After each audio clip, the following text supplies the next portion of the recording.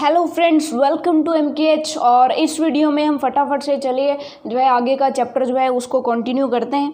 तो यहाँ पर हम पढ़ेंगे मिलर इंडाइसेस के बारे में और फिर पढ़ेंगे हम जो है इंटरप्लेनेट डिस्टेंस के बारे में। ठीक है, तो चलिए फिर स्टार्ट करते हैं। लेकिन मिलर इंडाइसेस पढ़ने से पहले, क्योंकि मिलर इंडाइसेस किसका होता है, लैटिस प्लेन का होता है, तो लैटिस प्लेन अपने को पता होना चाहिए कि एक्चुअल में ये जो लैटिस प्लेन है ये होता क्या है। तो लैटिस के अंदर बहुत सारे प्लेन्स होते हैं, लैटिस प्लेन। ठीक है, तो लैटिस प्लेन क्या होता है, सिंपल सी बात है। Lattice plane is a group of parallel planes which are same distant from each other. ठीक है, ये क्या है, group of parallel planes which are same distant from each other. यानी कि इस तरह से कोई भी बहुत सारे प्लेन्स हो जाएंगे, अलग अलग लैटिस में अलग अलग टाइप्स के प्लेन्स होंगे। ठीक है, तो ये जो प्लेन्स होंगे इन्हीं को हम क्या कहेंगे, जो ग्रुप होगा इन प्लेन्स का, यानी कि जिनके बीच में पैरेलल प्लेन्स, ठीक है, पैरेलल प्लेन्स का ग्रुप है जिनके बीच की जो डिस्टेंस है वो हमेशा सेम रहती है। दैट मीन्स वो ग्रुप ऑफ प्लेन्स जो उसे हम क्या कह देंगे, उसे हम लैटिस प्लेन्स कह देंगे। ये चीज़ आपको समझ में आ गई। एक लैटिस में बहुत सारे लैटिस प्लेन्स हो जाएंगे, ये चीज़ आपको समझ में आ गई। यानी कि अगर हमने इस तरह से कोई लैटिस बनाया, ठीक है, इस तरह से कोई भी लैटिस बनाया, तो इसमें ये ऊपर वाला हमने प्लेन ले लिया, तो इस प्लेन के रिस्पेक्टिव बहुत सारे जो हैं पैरेलल प्लेन्स बनेंगे। तो ये जो ग्रुप होगा इन पैरेलल प्लेन्स का, उन्हीं को हम क्या बोलेंगे, लैटिस प्लेन बोलेंगे।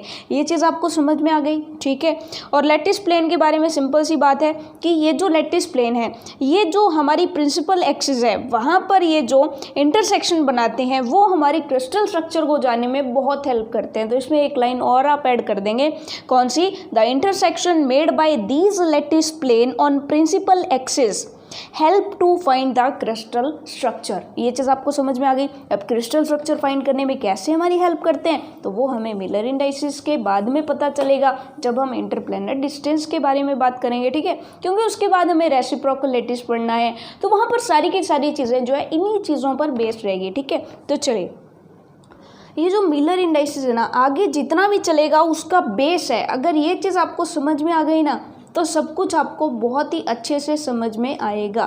सबसे पहले मिलर इंडाइसेस की डेफिनेशन देख लो। इसकी डेफिनेशन है द रेसिप्रोकल ऑफ, किसका रेसिप्रोकल है, ध्यान से सुनिएगा, the reciprocal of interception made by lattice plane on the principal axis are called Miller indices. Simple सी बात, the reciprocal of interception made by lattice plane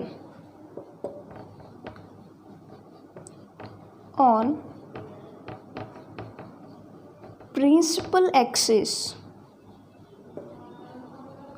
are called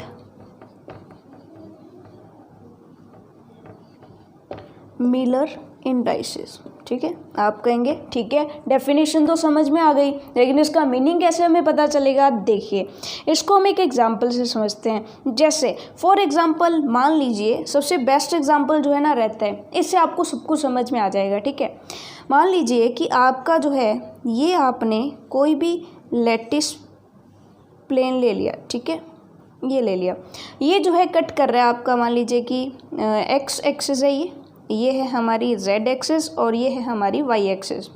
x axis को ये 3 पर कट कर रहे हैं, तो आप इसको सिंपल, ये बहुत ही सिंपल है। ठीक है, 3a पर कट कर रहे हैं मान लीजिए। ठीक है, इस पर किस पर करेगा, मान लीजिए कि 2b पर कर रहे हैं। ठीक है, और इस पर मान लेते हैं, इसको भी चलिए मान लेते हैं कि ये 3c पर कट कर रहे हैं। ये चीज़ आपको समझ में आ गई। अब आप कहेंगे ये a, b और c क्या है, तो ये जो डिस्टेंस है ना, हमने इसको a माना है।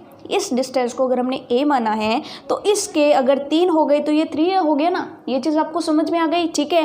क्योंकि हमने यहाँ पर देखिए ये जो डिस्टेंसेज है ना ये अलग अलग है, यानी कि जो पैमाना लेते हैं हम वो ये चीज़ है, ठीक है। तो आपने इंटरसेप्शन सिर्फ किसको मानना है, 2, 3 और 3 को मानना है, लेकिन यानी कि इतने हो गए, ठीक है, कितने पर इंटरसेप्ट करेगा, ठीक है। लेकिन एक्चुअल में आप क्या करोगे, इसको 3a 2b और 3c लिखेंगे, ठीक है। जैसे इसका हमें क्या करना है, इनके इंटरसेप्शन का रेसिप्रोकल करना है। तो वैसे अगर इंटरसेप्शन देखा जाए तो क्या होगा, 3 होगा, रेशो क्या होगा, इसका 2 हो जाएगा और इसका क्या हो जाएगा, 3 हो जाएगा। इनका रेसिप्रोकल लेना है तो 1/3 1/2 1/3 हो जाएगा। तो ये होता है इसके क्या, मिलर इंडाइसेस। ये चीज़ आपको समझ में आ गई, यानी कि जहाँ पर वो इंटरसेप्ट कर रहा है वहाँ के जो भी उसके जो हमारे इंटरसेप्शंस है, ठीक है, कि कितने पर इंटरसेप्ट किया, ठीक है, ए बी सी ये तो उसके पैमाने हो गए, इसको छोड़ दीजिए। कितने पर इंटरसेप्ट कर रहा है, तो यहाँ पर 3 पर इंटरसेप्ट कर रहा है, 2 पर इंटरसेप्ट कर रहा है, 3 पर इंटरसेप्ट कर रहा है। तो इनके जो इंटरसेप्शंस है उनका जो रेसिप्रोकल है वो हमारा क्या हो जाएगा, मिलर इंडाइसेस हो जाएगा, ठीक है। तो इसको अगर हम फॉर्मेट में देखना चाहें, बहुत ही अच्छे फॉर्मेट में, ठीक है, तो इसको आप इस तरह से समझ सकते हो। ये लिखने के बाद उसकी डेफिनेशन लिख दी, उसके बाद आप डायग्राम बना दोगे। डायग्राम किस टाइप से बनाओगे कि एक्स एक्सिस, ये वाई एक्सिस हमारी, ये जेड एक्सिस, ठीक है। और इस तरह से कोई भी हमने प्लेन बना दिया एक, ठीक है, जो कि इनको इंटरसेप्ट कर रहा है। इनके ऊपर प्लेन हो सकते हैं ना 3D में, ठीक है। तो ये जो है ये पॉइंट है हमारा PA, ये जो पॉइंट है वो है QB और ये जो पॉइंट है वो हो गया RC। तो इनके इंटरसेप्शंस क्या हो गए, तो इनके इंटरसेप्शन हो गए P, Q और R। अब इनके रेसिप्रोकल जब आप लोगे 1/P 1/Q और 1/R, और जो भी मिलर इंडिसेस होते हैं ना वो इन प्रिंसिपल एक्सिस के अलोंग उनको हम शो करते हैं H, K और L से, ठीक है। तो इन्हीं को हम क्या कह देते हैं, H, K और L कह देते हैं, ठीक है। जैसे वहाँ पे 1/2 1/3 1/3 आ रहा था ना, तो वो क्या थे, हमारे H, K, L थे, ठीक है। तो ये शो करने का मेथड है, ठीक है। यानी कि अगर हमें इसको लिखना है कि सिंपल सी बात है कि 1/P क्या हो गया हमारा, H हो गया ना। अगर P को लिखना है इसको, यानी कि ये जो इंटरसेप्शन है इसको हमें किसकी फॉर्म में लिखना है, मिलर इंडाइसेस की फॉर्म में लिखना है। जैसे फॉर एग्जांपल कि मान लीजिए कि ये सेम प्लेन है, यही प्लेन, इसके जो मिलर इंडाइसेस है हमारे क्या दे रखे हैं, H, K और L दे रखे हैं, H, K और L। मेरे को इनके इंटरसेप्शंस पता लगाने हैं, तो इंटरसेप्शन का रेसिप्रोकल ये था ना, इसका रेसिप्रोकल इंटरसेप्शन होंगे। ये चीज़ आपको समझ में आ गई, यानी P की वैल्यू क्या होगी, P की वैल्यू होगी 1/H। ये चीज़ आपको समझ में आ गई। तो यहाँ पे क्या लिख सकते हो आप, A तो लिखोगे और P की जगह क्या आ जाएगा 1/H, यानी कि A/H। ये चीज़ आपको समझ में आ गई, ठीक है। तो ये PA और A/H सेम है। क्यों सेम है, क्योंकि मिलर इंडाइसेस का रेसिप्रोकल तो होता है ना। ये चीज़ आपको समझ में आ गई, ठीक है। तो कभी कभार हम क्या करेंगे, मिलर इंडाइसेस से हम जब जो है इंटरसेप्शंस निकालेंगे तो वहाँ पर हम क्या करेंगे, A, B और C तो साथ में लगाना ही है। अगर मिलर इंडाइसेस है तो उनका रेसिप्रोकल लगा दो, अगर इंटरसेप्शंस है तो ठीक है। और इंटरसेप्शन से जब हमें मिलर इंडाइसेस निकालना है तो इनका रेसिप्रोकल कर दो। ये चीज़ आपको समझ में आ गई ना। बेसिक सी चीज़ है, ये मैंने एक्स्ट्रा बता दी वैसे, हालांकि हम आगे इसके बारे में पढ़ेंगे। फिलहाल आपको बस इतना जानना है, the reciprocal of interception made by lattice plane on principal axis are called Miller indices. यहाँ पर आपको पैमाने पर ध्यान नहीं देना है, सिर्फ जो इंटरसेप्शन है P टाइम्स है, Q टाइम्स है, R टाइम्स है, उनका रेसिप्रोकल आपने कर देना है और वो क्या आ जाएगा, H, K और L आ जाएगा। ये चीज़ आपको समझ में आ गई, ये है हमारा मिलर इंडाइसेस। ये चीज़ आपको समझ में आ गई। चलिए नेक्स्ट जो हमारी होती है वो है कि एक फॉर्मूला हमसे पूछ लिया जाता है कि बताइए जी कि जो इंटरप्लेनर डिस्टेंस होती है ना, मान लीजिए कि कोई इस तरह से कोई भी ये हमारे क्या है, लैटिस प्लेन है। अब सभी लैटिस प्लेन के लिए, क्योंकि लैटिस प्लेन है तो पैरेलल होंगे, इनके लिए मिलर इंडाइसेस सेम होंगे ना, H, K और L सभी के लिए सेम है, बिल्कुल हमने मान लिया, ठीक है। तो वो कहते हैं कि आपने कहा था कि इनकी जो डिस्टेंस होती है वो सेम रहती है, तो इस डिस्टेंस का फॉर्मूला, वो कह रहे हैं कि इस डिस्टेंस का फॉर्मूला होता है A/√H² + K² plus L square. उसने पूछा कि ये कैसे होता है। ये जो डिस्टेंस है ना, इंटरप्लेनर डिस्टेंस, दो प्लेन्स के बीच की जो डिस्टेंस है, इन दोनों के बीच की ले लो चाहे इन दोनों के बीच की ले लो, अगर इन सभी का मिलर इंडिसेस एच के एल है तो इनके बीच की डिस्टेंस का फॉर्मूला ये रहेगा। तो हमें ये फॉर्मूला डिराइव करके दिखाना है, ठीक है। तो इसका यूज़ होता है, यानी कि मिलर इंडिसेस का यूज़ करके आगे हमारा पूरा चैप्टर चलने वाला है, ठीक है। तो मिलर इंडिसेस आपको समझ में आ गया कि पॉइंट प्रिंसिपल एक्सिस, सॉरी हमारा जो प्लेन है वो प्रिंसिपल एक्सिस को जहाँ जहाँ पर इंटरसेप्ट करेगा उसका क्या ले लेना है, हमें सिर्फ रेसिप्रोकल ले लेना है। ये चीज़ आपको समझ में आ गई ना, ठीक है। एच के एल क्या होता है, अब अपने इंटरप्लेनर डिस्टेंस समझ में आ गई, उसका जो फॉर्मूला है वो अपने डेराइव करते हैं, ठीक है। तो इसके लिए अपने क्या लेना है, सबसे पहले अपने को कोऑर्डिनेट्स बनानी है इस तरीके से हमने कोऑर्डिनेट्स बना ली, ठीक है, यानी कि प्रिंसिपल एक्सिस बना ली। ये हो गई हमारी एक्स एक्सिस, ये हो गई वाई एक्सिस, और इसको थोड़ा सा बैक ले जाते हैं, ये हो गई हमारी जेड एक्सिस। ये चीज़ आपको समझ में आ गई। अब देखिए हमने क्या कहा है कि ये एक फ्रेम ले लिया हमने, this is a frame S, ठीक है, जिसका ऑब्जर्व पॉइंट हमने ओ मान लिया, जिसका ऑब्जर्व पॉइंट क्या है, ओ है। अब हमने क्या माना है कि एक जो प्लेन है वो कहाँ पर है, ओरिजिन पर है। एक प्लेन कहाँ पर है, ओरिजिन पर। अब ओरिजिन पर है, एक्स भी ज़ीरो, वाई भी ज़ीरो, जेड भी ज़ीरो, तो उसको शो ही नहीं कर सकते ना अपने, कि अगर वो प्लेन यहाँ ऐसे कुछ करके होता तो उसको शो करते, लेकिन वो ओरिजिन पे यानी कि वो बहुत छोटा, उसको शो ही नहीं कर सकते, ठीक है। तो अपने तो यहीं पर मान लेते हैं कि एक प्लेन जो है यहाँ पर है। अब दूसरा प्लेन, क्योंकि डिस्टेंस जब आप करोगे तो दो प्लेन के बीच की डिस्टेंस तो आप फाइंड करोगे ना, तो दूसरा अपने प्लेन मान लेते हैं कि दूसरा प्लेन कहीं डी डिस्टेंस पर है, ठीक है, कहीं भी है हमें नहीं पता, ठीक है। और वो क्या कर रहा है कि वो एक्स वाई और जेड एक्सिस को कट करेगा ना। जैसे मान लीजिए कि हमने मान लिया कि इस तरह से कोई प्लेन ले लिया, इस तरह से कोई प्लेन ले लिया, इस प्लेन के और इस प्लेन के, ध्यान दीजिएगा इसको, क्योंकि इसको अच्छे से देखोगे ना तो ये है, ये बिल्कुल ऐसी है कि एक कोना मान सकते हो, जैसे कि डस्टर ले लेते हैं, तो यहाँ पर कुछ हमारा जो है ओरिजिन है, और ओरिजिन के बाद आगे यहाँ पर इस तरह से कोई प्लेन है, तो ओरिजिन और प्लेन के बीच की डिस्टेंस समझ गए आप, ठीक है। ओरिजिन और प्लेन के बीच की डिस्टेंस, ये प्लेन आपको आगे दिखाई दे रहा है, इसके नीचे ओरिजिन है तो उसके बीच की डिस्टेंस, ठीक है। तो इसको अपने इस तरीके से ना दिखा करके डायरेक्ट दिखाते हैं कि इससे डी डिस्टेंस पर कोई प्लेन है, डी डिस्टेंस पर कोई प्लेन है, ठीक है, ओके। और उस प्लेन को अपने पी से नोट कर देते हैं एक बार। ये चीज़ आपको समझ में आ गई, ठीक है। अब ये जो प्लेन है वो एक्स एक्सिस को कहीं ना कहीं पर काट रहा है ना, जैसे यहाँ पर काटा, चलिए यहाँ पर मान लिया,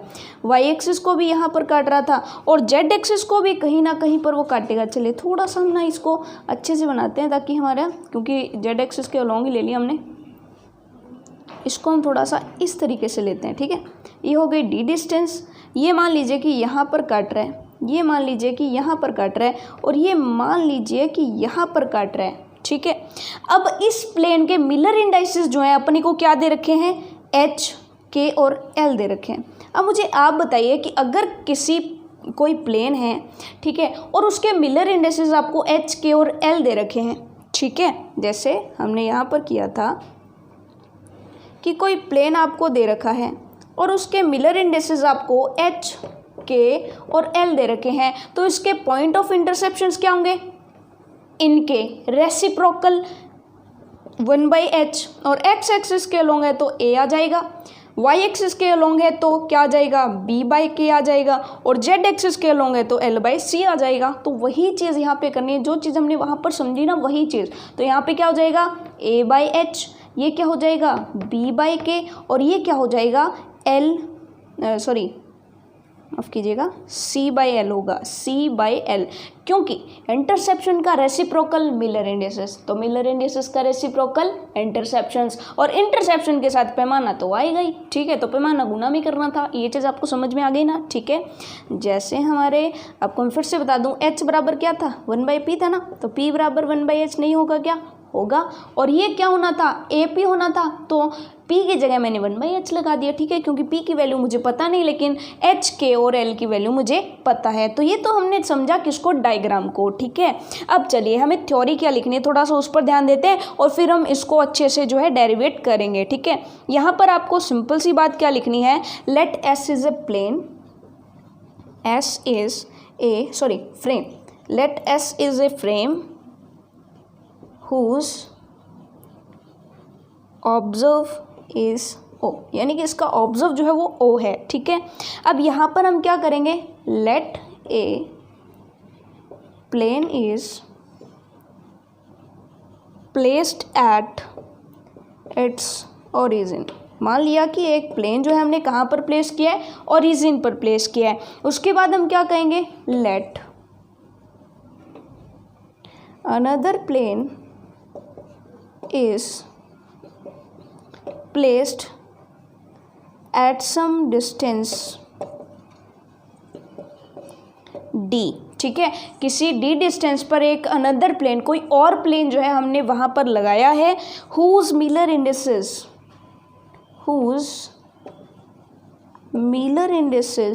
या Miller indices are, ये simple Miller indices H, K and L, ये चीज़ आपको समझ में आ गई। and the interceptions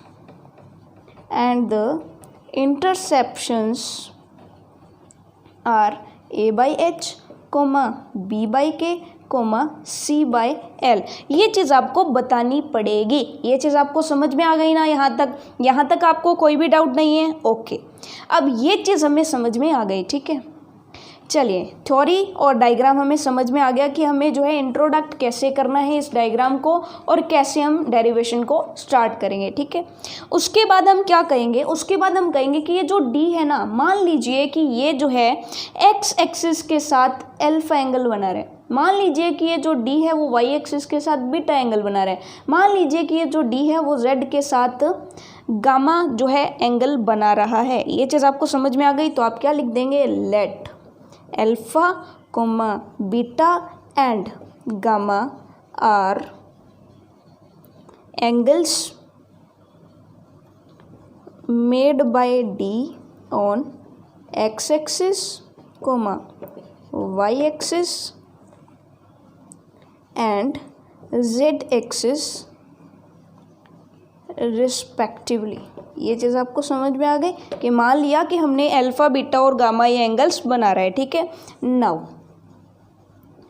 from diagram, अब डायग्राम को ध्यान से देखो और ये बताइए आप चीज़ कि अगर आपको यहाँ पर कॉस अल्फा निकालना पड़ जाए, कि अगर आपको यहाँ पर कॉस अल्फा निकालना पड़ जाए तो आप कॉस अल्फा क्या करोगे, कि अल्फा एंगल है ये, ठीक है। अगर हमें कॉस अल्फा निकालना है तो कॉस का मतलब क्या होता है, अब सिंपल सी बात है कि इस एंगल को हम क्या मान लेते हैं, 90 मान लें।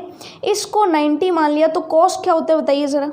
कॉस होता है हमारा क्या, वो होता है कि सिंपल सी बात है, कॉस हमारा क्या होता है, cos theta is equals to a by k, या फिर हम ये भी कह सकते हैं कि बेस बाय हमारा होता है हाइपोटेन्यूस। तो इसमें बेस क्या हो जाएगा, बेस हो जाएगा हमारा डी, और हाइपोटेन्यूस क्या हो जाएगा, ए बाई एच।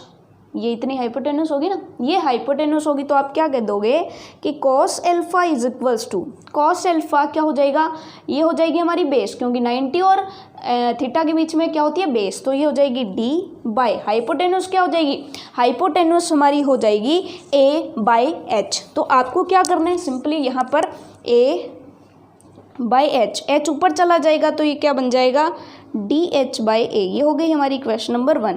वैसे ही सेम अब ध्यान दीजिएगा यहाँ पर कि ये भी क्या हो जाएगा, ये भी एंगल क्या हो जाएगा, ये भी 90। अगर आप ये 90 लेते हैं, अगर आप ये 90 लेते हैं, क्योंकि ये जो है ना यहाँ पर 3D में आपको जो है अच्छे से समझ नहीं आएगा, तो इसी तरीके से जब आप कॉस बीटा को भी लोगे तो वो क्या हो जाएगा, डी बाय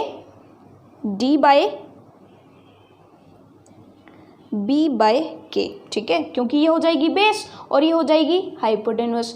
ये बेस है और ये हमारी क्या हो जाएगी, बेस, और ये क्या हो जाएगी, हाइपोटेन्यूस, क्योंकि ये क्या है 90, ये क्या बनेगा हमारा बीटा, तो cos beta is equals to d by b by k, ठीक है। तो ये क्या हो जाएगी, के ऊपर चला जाएगा, डी के बाय बी। ये हो गई हमारी क्वेश्चन नंबर 2, ठीक है। इसी तरीके से कॉस गामा जब आप निकालोगे तो उसके लिए भी सेम, उसके लिए भी डी बाय, इसके लिए क्या है सी बाय एल, तो ये हो जाएगा डी एल बाय सी। ये हो जाएगी क्वेश्चन नंबर 3। ये चीज़ आपको समझ में आ गई कि इस चीज़ को आप समझ लीजिए, बाकी सिमिलरली करके कर दीजिए, ठीक है। 90 बनेगा, ठीक है, क्योंकि ये जो है ना ये प्लेन ऊपर होगा। ये प्लेन जब ऊपर होगा तो बिल्कुल आप क्या करोगे कि ये प्लेन इस तरीके से होगा। ये प्लेन जब इस तरीके से होगा तो इनको वो क्या करेगा, क्रॉस करेगा। तो एंगल कितना बनेगा टोटल, अगर आप देखोगे तो वैसे 90 डिग्रीज का एंगल बनेगा जो है बीच में, क्योंकि डिस्टेंस तो इस पॉइंट की ओरिजिन की, क्योंकि ये तो ऊपर रहेगा ना, ये ऊपर रहेगा तो इसके बीच की, और ये जब इस तरह से काट रहा होगा तो इनके बीच में 90 डिग्रीज का एंगल जो है वो बनेगा, ठीक है। 3D में आप अगर सोच करके देखेंगे, ये चीज़ हमें समझ में आई कि नहीं, आ गई ना। अब आपको क्या करना है, बड़ा ही सिंपल है। Now according to the property of direction cosines, now according to the property of direction cosines. Direction cosines की प्रॉपर्टी क्या होती है कि cos square alpha plus cos square beta plus cos square gamma is equals to 1 होता है ना। अरे वाह, इन तीनों की स्क्वायर करके हमें जोड़ना है और इज इक्वल्स टू 1 कर देना है। तो हम क्या कर देंगे, हम लिख देंगे यहाँ पे DH by a whole square plus DK by b whole square plus DL by c whole square is equals to 1। अब तो हमारा रिजल्ट निकलने ही वाला है, क्योंकि बहुत ही बेसिक सा होता है ये, ठीक है। चलिए इसको हम रब कर देते हैं। पूरा डेरिवेशन बहुत ही सिंपल सा है, हमें अच्छे से समझ में आ गया था, ठीक है। तो अब आपको क्या करना है कि यहाँ पे आपको केवल और केवल डी स्क्वायर को संभाल के रखना है, ठीक है। तो यहाँ पे डी स्क्वायर को कॉमन ले लीजिए। डी स्क्वायर को आपने कॉमन ले लिया, क्या बचेगा, यहाँ पे बचेगा आपका h by a whole square या h square a square plus के square by B square plus L square by C square is equals to क्या बच जाएगा, 1 बच जाएगा, ठीक है। अब यहाँ पे आपको क्या करना है, डी अकेला रख लीजिए, डी स्क्वायर, बाकी सबको इधर जो है ले आइए। तो ये इन्वर्स में आएगा, इधर क्या आ जाएगा, H square by A square plus के square by B square plus L square by C square. अगर मैं स्क्वायर रिमूव कर दूं तो यहाँ पे रूट लग सकता है ना, ठीक है। अपने 1 पे रूट ना लगाएं तो भी हमारा काम चल जाएगा, ठीक है, क्योंकि 1 की रूट तो 1 ही आ जाएगा, ठीक है। चलिए ये चीज़ आपको समझ में आ गई। अदरवाइज आप ये भी कर सकते हो, रूट ऑफ दिस, ये भी कर सकते हैं ना, ठीक है, रूट ऑफ 1 बाय ये जो है पूरा, ठीक है। अब यहाँ पे अपने को क्या करना है, सिंपलेस्ट क्यूबिक स्ट्रक्चर के लिए देखें, for if the crystal is simple cubic structure. अब सिंपल क्यूबिक स्ट्रक्चर के अंदर तो a is equals to B is equals to C होता है ना। तो यहाँ पे a b और c की जगह, सबकी जगह मैं a रख दूँ तो हमारा काम चल जाएगा ना। तो मैंने इन सब की जगह a रख दिया, क्योंकि अगर हमारी सिंपल क्यूबिक स्ट्रक्चर है तो उसके अंदर a is equals to B is equals to C आ जाएगा। तो हम क्या करेंगे, d is equals to root of 1 by H square by A square plus के square by B A square plus L square by A square. तो यहाँ पर ए स्क्वायर का हम अब डायग्राम मिटा देते हैं, हम डायग्राम को कोई यूज़ नहीं है अब, ठीक है। तो अब हम क्या करेंगे, इनका ले लेंगे एलसीएम। तो डी हमारा क्या हो जाएगा, डी हो जाएगा root of 1 by H square plus के square plus L square by A square चला जाएगा ऊपर। तो d is equals to root of A square. अब आपको काम बनता हुआ दिखाई दे रहा है ना, बिल्कुल वही बन गया जो हमें लाना था। d is equals to a सीधा root of h square plus के स्क्वायर प्लस एल स्क्वायर। यही तो हमें प्रूव करना था कि इंटरप्लेनर डिस्टेंस जो होती है d, वो क्या होती है a by root of h square plus के स्क्वायर प्लस एल स्क्वायर। ये किसके लिए होती है, सिंपल क्यूबिक स्ट्रक्चर के लिए, ठीक है। लेकिन अगर डायरेक्ट हमसे पूछ ली जाए तो हम इंटरप्लेनर डिस्टेंस के बारे में ये फॉर्मूला बताएंगे, कौन सा, root 1 by H square by A square plus के square by B square plus L square by C square. ये चीज़ आपको समझ में आ गई ना। तो ये बहुत ही सिंपल सी रहती है, ठीक है, क्योंकि ये बहुत ही आपको पता ही है, ठीक है। और अगर सिंपल क्यूबिक के लिए करोगे तो ये हो जाएगा, ठीक है। तो ये चीज़ आपको समझ में आ गई, ये बहुत ही इंपॉर्टेंट था, ठीक है। अब हम नेक्स्ट चलेंगे ब्रैग्स लॉ की तरफ, ब्रैग्स इक्वेशन की तरफ, जो कि हमें किसके बारे में बताता है, एक्सरे डिफ्रैक्शन के बारे में। तो वो पढ़ेंगे हम नेक्स्ट वीडियो में। इस वीडियो में बस इतना ही। तो all the best for your self studies.